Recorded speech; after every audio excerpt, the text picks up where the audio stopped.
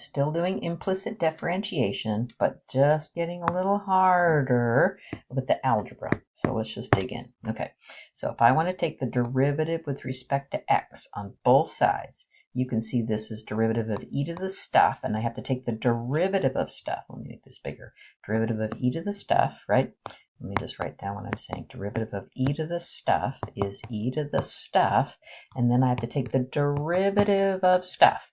And you can see the stuff needs quotient rule. Okay, so here we go. So it's low d high minus high d low. Whoops, let's get that down. Okay, so low is the y, d high, derivative of x is 1, minus high d low, square the bottom, and off you go. To take the derivative of this term here, just get x squared. Here, I just wrote it down so you could see it. The 2 over the 4, y to the 1 power times the derivative of y. Okay, so this is where the algebra comes in.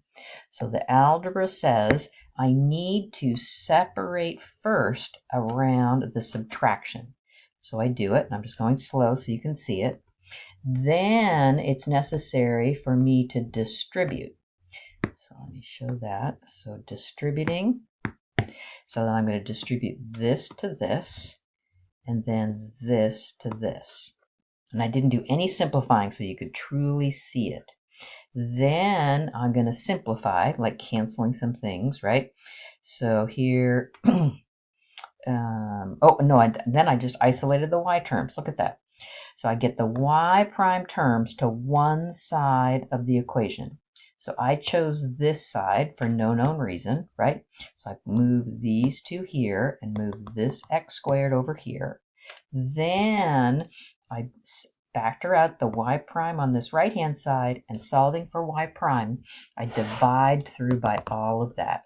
So it's cumbersome algebraically, but it's not horrible. You can do this. Here we go. So to take the derivative of cosine, I know it's a negative sign. I carry the inside function along.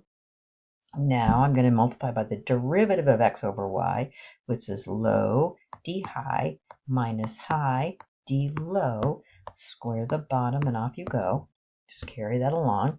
Then moving over here, this 2 pi squared is just a big ugly number that I'm carrying along, and I'm going to take the derivative of x cubed, so that's 3x squared.